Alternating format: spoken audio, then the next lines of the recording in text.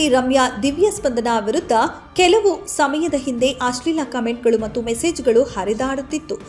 ಇದು ದರ್ಶನ್ ಫ್ಯಾನ್ಸ್ನ ಕೆಲವರ ಕೋಪದಿಂದ ನಡೆದಿದೆ ಎಂದು ಹೇಳಲಾಗಿದೆ. ಘಟನೆ ಸಂಬಂಧ ರಮ್ಯಾ ಅವರು ಕೇಸ್ ದಾಖಲಿಸಿ ಕಾನೂನಿನ ಮೂಲಕ ಪಾಠ ಕಲಿಸುತ್ತಿದ್ದಾರೆ. ಈಗಾಗಲೇ ಆರೋಪಿಗಳನ್ನು ಬಂಧಿಸಿ ಜಾಮೀನು ಬಿಡುಗಡೆ ಆಗಿದ್ದಾರೆ. ಆದರೆ ಕಾಲಿಗೆ ಬೀಳ್ತೀವಿ, ದಯವಿಟ್ಟು ಕೇಸ್ ವಾಪಸ್ ತಗೊಳ್ಳಿ ಎಂದು ಆರೋಪಿಗಳ ಕುಟುಂಬದವರು ರಮ್ಯಾಗೆ ಮನವಿ ಮಾಡಿದ್ದಾರೆ.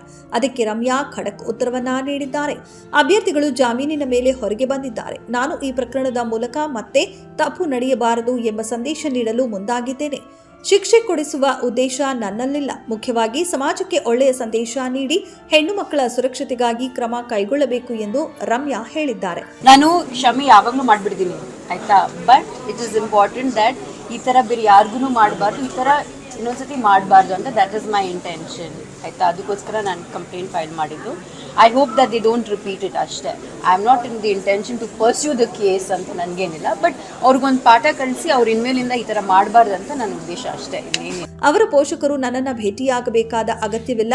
ಬದಲಾಗಿ ತಮ್ಮ ಮಕ್ಕಳಿಗೆ ನಡವಳಿಕೆ ಕಾನೂನಿನ ಪ್ರಕಾರ ಸರಿಯಾದ ವರ್ತನೆ ಹೇಗೆ ಇರಬೇಕು ಎಂಬುದನ್ನು ತಿಳಿಸಬೇಕು. ಮೊಬೈಲ್ ಅಥವಾ ಇನ್ಸ್ಟಾಗ್ರಾಮ್ ಬಳಕೆ ವೇಳೆ ಗಮನ ಇರಬೇಕು ಎಂದು ಸೂಚಿಸಿದ್ದಾರೆ. There is no need to ನನಗೇನು ಬಂದು ಭೇಟಿ ಮಾಡೋದೇನಿಲ್ಲಪ್ಪ.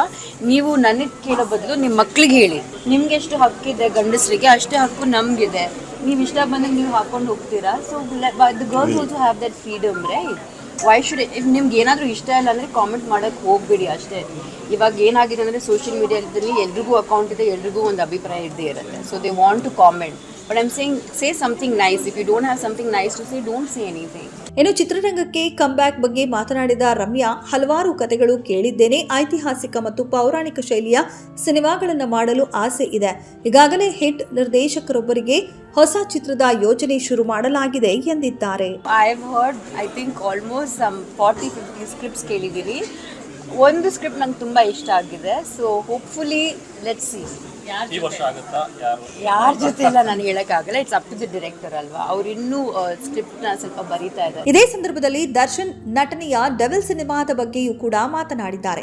ಚಾಲೆಂಜಿಂಗ್ ಸ್ಟಾರ್ ದರ್ಶನ್ ಬಹುನಿರೀಕ್ಷಿತ ಸಿನಿಮಾ ಡೆವಿಲ್ ಡಿಸೆಂಬರ್ 11ರಂದು ರಿಲೀಸ್ ಆಗಲಿದೆ. ಈ ಸಿನಿಮಾಗೆ ಸ್ಯಾಂಡಲ್ವುಡ್ ಕ್ವೀನ್ ರಮ್ಯಾ ಶುಭ ಕೋರಿದ್ದಾರೆ. ಕೆಲ ತಿಂಗಳ ಹಿಂದೆ ದರ್ಶನ್ ಅಭಿಮಾನಿಗಳು ಹಿಂದೆ ರಮ್ಯಾ ಕೀಳು ಮಟ್ಟದಲ್ಲಿ ತೇಜೋವಧೆ ಮಾಡಿದ್ದಾರೆ. ಆದರೆ ಇದೆಲ್ಲವನ್ನ ಮರೆತು ರಮ್ಯಾ ದರ್ಶನ್ ಅವರ ಅಭಿನಯದ ಡೆವಿಲ್ ಸಿನಿಮಾಗೆ ಶುಭವನ್ನ ಕೂಡ ಕೋರಿದ್ದಾರೆ.